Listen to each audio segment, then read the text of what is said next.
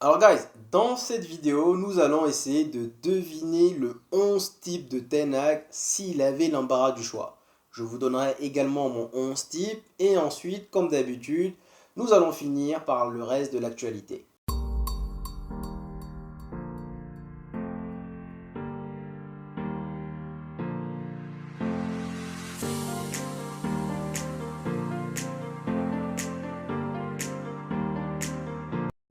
Si l'équipe était au complet, je dis bien si, admettons que là nous ayons 0 absent, tout le monde est présent, donc Lenioro, Rasmus, tout le monde est là. Si réellement Ten Hag avait le choix, je pense qu'il partirait avec 7 compos. Bien entendu, son meilleur ami titulaire indiscutable dans les cages, Mr. Onana.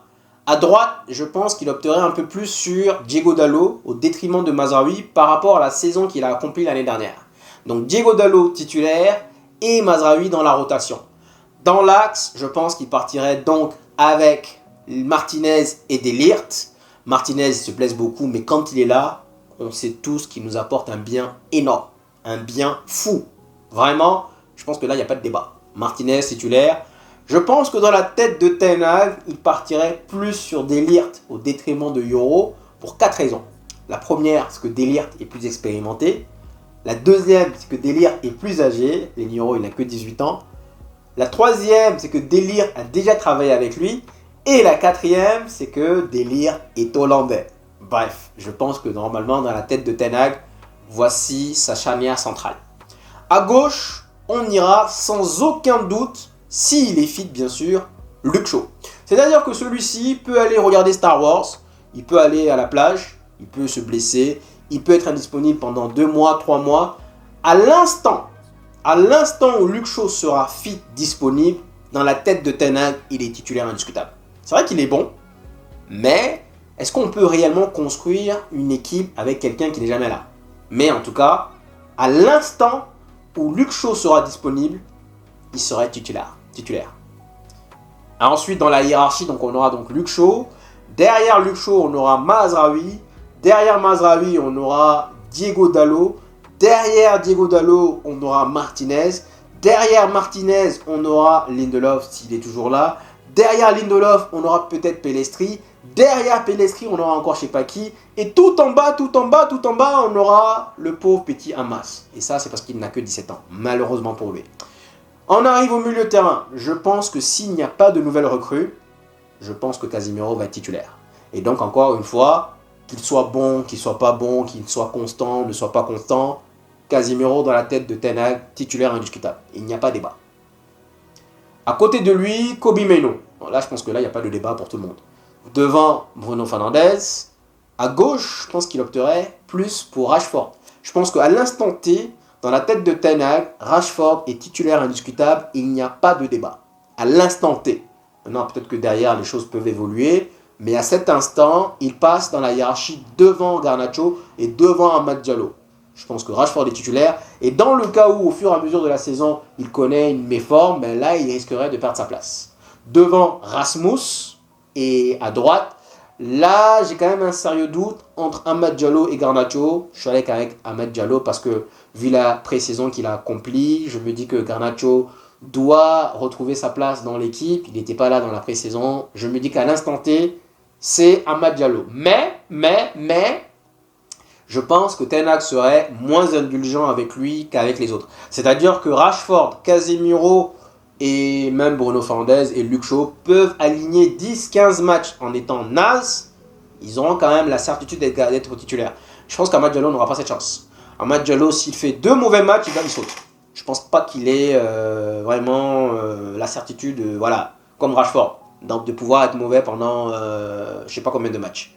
Donc je opterai pour Amad Diallo, mais je dirais Garnacho juste après. Voilà. Ça, c'est l'équipe qui va nous concocter quand on va jouer les équipes de la 20e à la 6e, selon moi. Parce que quand on va jouer contre le top 6, c'est-à-dire contre Manchester City, Arsenal, Liverpool, Chelsea, Tottenham, et voire même Aston Villa, je pense que là, il va changer sa philosophie. Je pense que là, il va nous mettre Zerzi plutôt que Højlund. Je pense que c'est le seul changement. Donc je pense qu'il va mettre Zerzi plutôt que Højlund. J'avais pensé à nous mettre, comme il avait fait contre Manchester City, à nous mettre genre Bruno et Mason Mount en faux neuf. Je pense que s'il avait réellement mis Mason Mount en 10 et Bruno en faux neuf, là j'aurais pensé qu'il allait avec cette compo.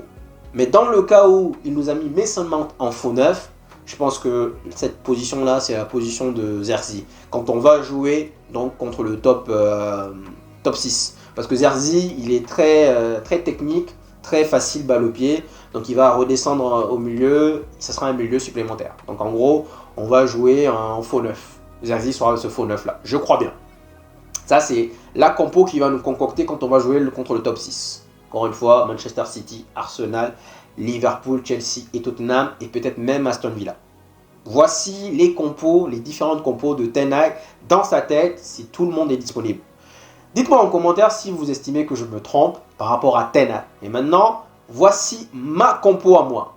Donc Onana, je le garde, parce que sincèrement, pour être franc avec vous, Bagnédir, je ne sais pas ce qu'il vaut. Je ne sais pas ce qu'il a dans le ventre. Favoritisme, bonjour. On l'a vu un match. Donc, sincèrement, je ne peux pas l'évaluer. Je ne peux pas vous dire s'il est là, il est là, il est là. Donc, certainement, je vais aller avec Onana. Je n'ai pas vraiment le choix. À droite, encore une fois, par rapport à la saison qu'il a accomplie l'année dernière, je vais toujours avec Diego Dallo et Mazraoui dans la rotation. Dans l'axe, je ferai donc comme Ten Hag, De Ligt et Mazraoui et Martinez. Pourquoi? Parce que je pense que Lenioro est plus rapide que les deux, mais les deux là sont meilleurs balle au pied. Dans la relance, dans les transversales, dans basculement de jeu, même vraiment je veux faire des percées, ils sont meilleurs balle au pied dans la conduite de balle que Lenioro. Donc par rapport à ces arguments, je pense que moi je partirai avec donc De Ligt et Martinez et je garderai donc Lenioro dans la rotation. À gauche, ça va vous paraître bizarre, mais moi je back up mon gars. Moi je vais avec Hamas. Vous allez me dire il n'a que 17 ans. Je pars avec lui. Je pense que cette saison, de toute façon, on ne va pas compétir pour le titre. Donc, je pars avec lui pour qu'il engendre de l'expérience. Donc, pour moi, je pars avec Hamas. Et encore une fois, le fait de faire jouer un joueur qui arrive, un jour il est là, 3 jours il n'est pas là, franchement, je ne peux pas construire une équipe vraiment dans cette situation. Alors, je me dis que j'ai besoin de créer une alchimie entre mon latéral gauche et son partenaire défenseur central. J'ai besoin de créer une alchimie entre mon latéral gauche et mon 6, entre mon latéral gauche et mon 8, et entre mon latéral gauche et mon ailier. Donc pour moi, j'ai besoin de la continuité. C'est la raison pour laquelle je pars avec Hamas. Je pense, d'après ce que j'ai vu pendant la pré-saison, je pense vraiment qu'il a le niveau pour commencer. On a déjà dit, De Ligt a commencé à 16 ans, Rooney, Gérard, il y a combien de joueurs qui ont commencé très tôt? Pour moi, cette saison, encore une fois, on ne va pas compétir pour le titre, mais ça va lui donner donc vraiment de l'expérience. Donc moi je pars avec Hamas titulaire. Au milieu de terrain, c'est la photo de Casemiro que vous voyez, mais parce qu'en réalité, la photo que je cherche, la personne que je cherchais malheureusement n'est pas encore disponible. Pour moi, guys, et là encore une fois, ça va vous surprendre, pour moi, mon titulaire indiscutable en 6, si jamais l'équipe devait rester telle qu'elle est, c'est Daniel Gore. Et pour moi, ce n'est même pas un débat. Daniel Gore. J'ai suffisamment observé le joueur pour vous dire que ce joueur-là, aujourd'hui, il peut tout faire. Il peut tacler, il est bon, balle au pied, il est bon dans les relances, il peut tout faire. La seule et unique raison pour laquelle je vous dis il faut absolument un 6, parce que dans mon inconscient, dans ma conscience, dans mon subinconscient, je sais que Ten Hag ne le ferait jamais jouer. Il ne va jamais lui faire confiance. C'est la raison pour laquelle je me dis, plutôt que d'aller faire une saison encore une fois avec Casemiro et on va encore nous coûter des points, je me dis, il faut aller chercher un 6, un Zubimendi ou un Ugarte. Mais si j'ai le choix, si je dois choisir, genre, voilà, tu as le choix, je vous jure que je pars avec Daniel Gore. Sans vaciller, sans aucun problème. Moi, Daniel Gore, même chose que Hamas, je vais construire avec eux, ils vont prendre de l'expérience cette saison et l'année prochaine, ils seront plus prêts. Souvenez-vous, Ferguson, dans l'équipe 92-93, il y a 7 joueurs, 7 qui ont 18 ans, qui sont jeunes. Paul Scholes, les frères Neville, Butt, Beckham. On a Ryan Giggs qui est de la génération 91, mais bon, c'est pareil, il est aussi jeune. On a 7 joueurs, donc sur 4. 7 joueurs. Je me dis, pourquoi pas? Il n'y a pas d'âge. Moi, Daniel Gore et Hamas, je les titularise tous les jours. Parce que par rapport aux blessures de Luke Shaw, par rapport à l'instabilité de Malacia, rappelons que Malacia n'a pas joué depuis quasiment 1 an. Donc lui aussi, il va arriver, il va jouer, il va encore se blesser. Parce que quand tu ne joues pas depuis bien longtemps, ben forcément que le temps que ton corps se réadapte, ça va créer problématique. Donc pour moi, Hamas et Daniel Gore, titulaire indiscutable. C'est Casino qui est là, mais bon, j'aurais voulu mettre donc Daniel Gore. Kobe Meno, je pense que là, il n'y a pas de débat. Je pense que là, j'opterai un peu plus sur Bruno Fernandes. Ça va dépendre encore une fois des matchs. Je mets Bruno Fernandes quand on va jouer. Ça va être bizarre, mais je mets Bruno Fernandes quand on va jouer le top 6. C'est-à-dire que quand j'estime que l'équipe adverse aura le monopole du ballon. Là, je vais mettre Bruno Fernandes parce que là, je sais qu'il va exceller dans la matière. Mais à l'inverse, quand on aura donc une équipe qui va jouer bloc bas, je vais y aller avec Mantes. Je suis désolé, je sais que vous n'allez pas le comprendre, mais je pense que dans les combinaisons, dans la manière de faire, dans la façon de déplacer un bloc, je pense que Mantes est très bon dans cet exercice. Pas contre les gros, mais je mettrai donc Bruno contre les gros et Mantes contre les petites équipes justement pour faciliter la fluidité, la relation avec les ailiers et l'attaquant. À gauche, je partirai avec Garnacho. Ouais, à gauche, moi je partirai devant avec Garnacho parce que j'estime en quelque sorte que Garnacho et Amad, ils ont faim.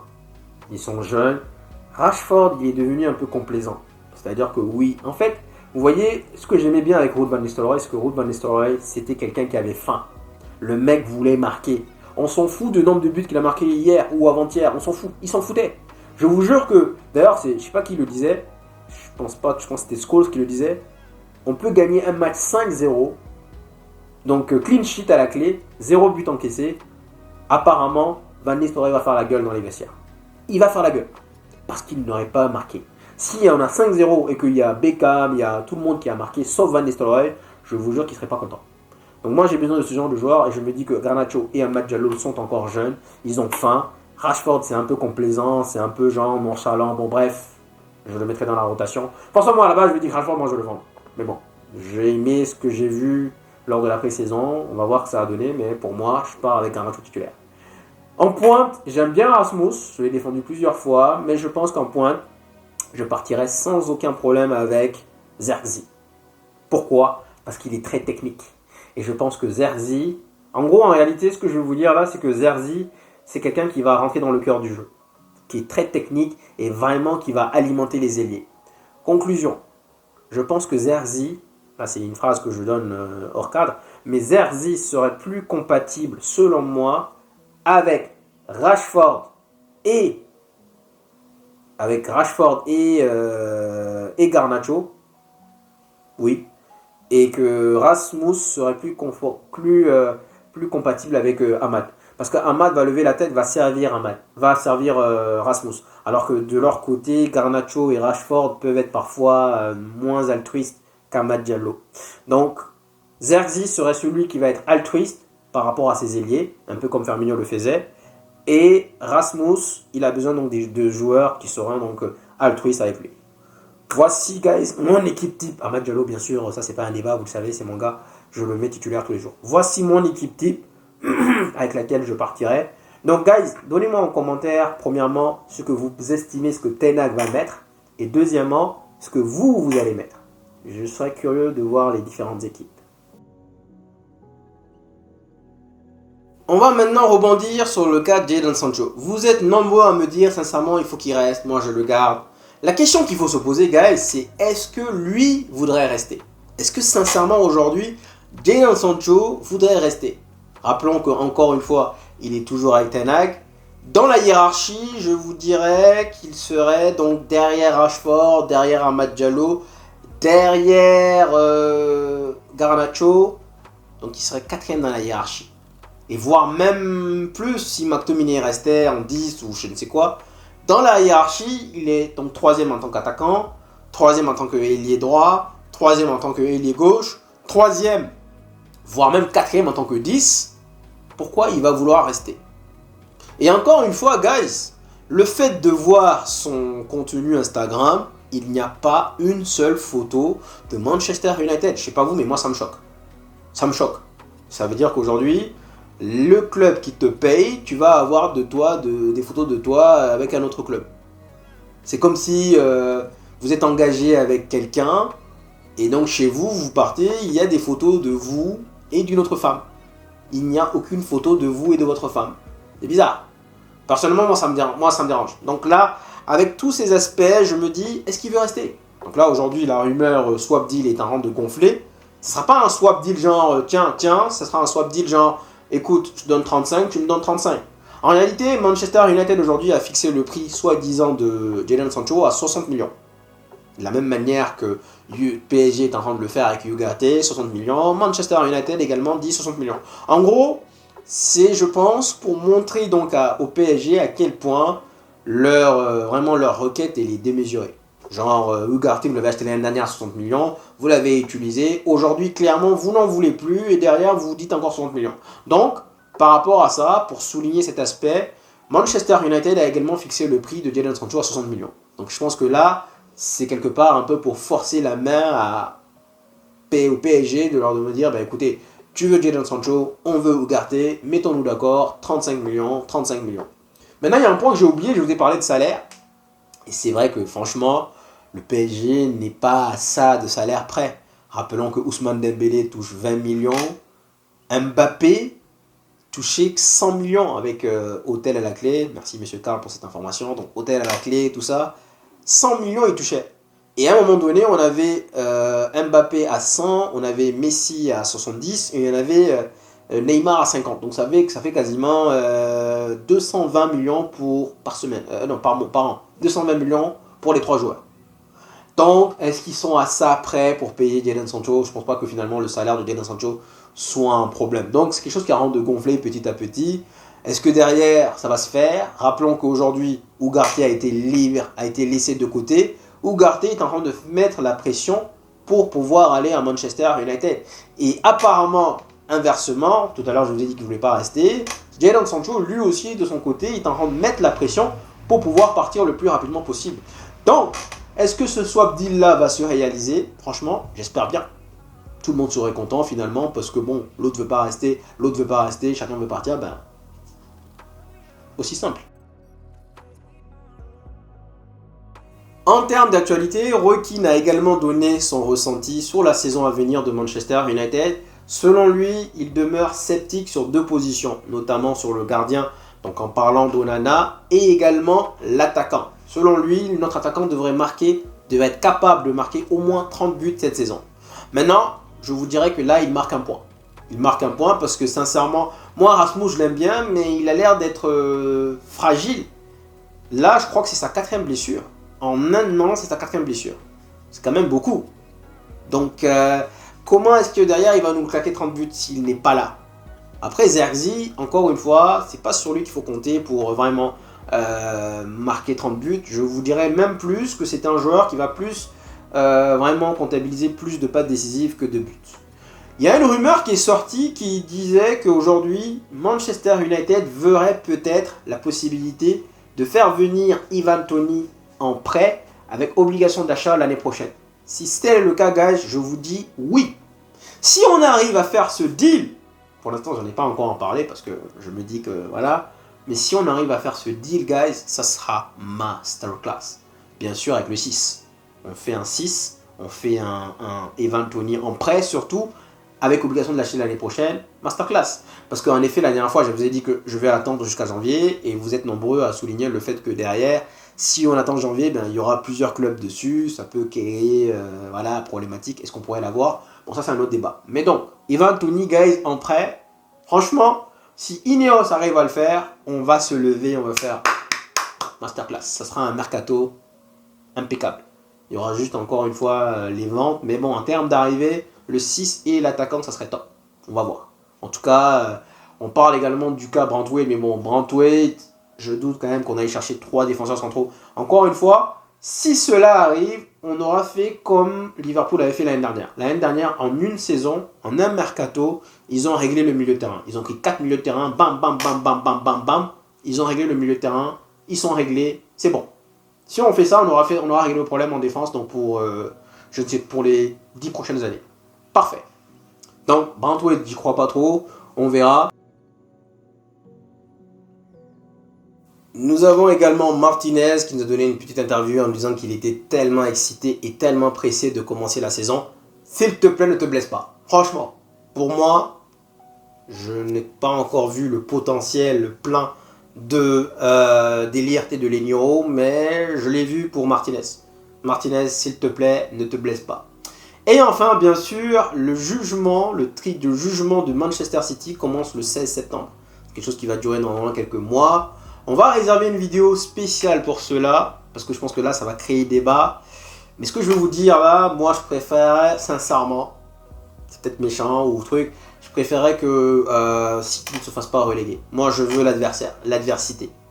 Donc là, on parle de relégation de City, un peu comme ce qui s'est passé avec la Juventus. Moi, personnellement, apparemment même d'ailleurs les clubs anglais, les clubs de Première Ligue vont porter plainte. On parle de beaucoup de millions. Donc City, à l'heure actuelle, encore une fois, on va réserver une autre vidéo plus explicite par rapport à cela. À l'heure actuelle, City, ça ne va pas fort. Ils risquent de se retrouver dans la M. Maintenant, côté positif, c'est que si jamais ils sont relégués, ben, on va faire comme avec la Juventus. On va donner donc leur trophée où vous êtes champion, à...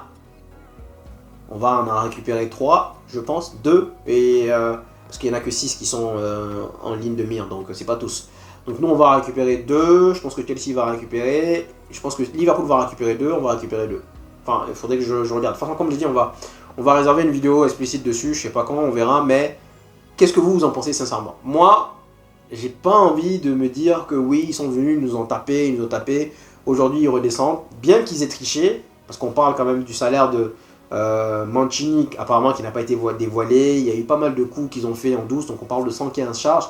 Bien qu'ils aient triché, sincèrement, moi je suis dans l'adversité. Après ouais, c'est bizarre, je sais, mais j'espère qu'ils vont rester. En fait, ce que j'ai envie de dire, c'est que j'ai envie qu'on en revienne avec City. C'est-à-dire que je veux qu'on revienne gagner notre premier titre, notre 21e titre, avec la présence de Manchester City. J'ai pas envie qu'on dise que non, on a gagné notre premier titre sans la présence de Manchester City. Est-ce que vous voyez ce que je veux dire? Genre, je veux qu'on gagne notre titre avec leur présence. J'ai pas envie qu'on dise que non, c'est parce qu'ils ont été relayés, parce qu'ils étaient plus là qu'on a gagné. Non, donc c'est pour ça que je vous dis que j'espère qu'ils vont rester. Bon, bref. De toute façon, je pense que voilà, on a fait le tour. Dites-moi en commentaire si vous estimez que j'ai oublié quelque chose. Et également, bien sûr, demain c'est le preview. Le preview. Conférence de presse. On va essayer de décortiquer l'avant-match, bien sûr, contre Fulham. Nous faisons notre entrée en la matière. Nous allons ouvrir le bal. Tout le monde aura les yeux rivés sur nous. Il ne faudra pas se planter. Donc, guys, demain sur le preview. Merci infiniment d'être venu jusqu'ici. Parfois, on se précipite. Et donc, prenez soin de vous et je vous dis à la prochaine. Ciao.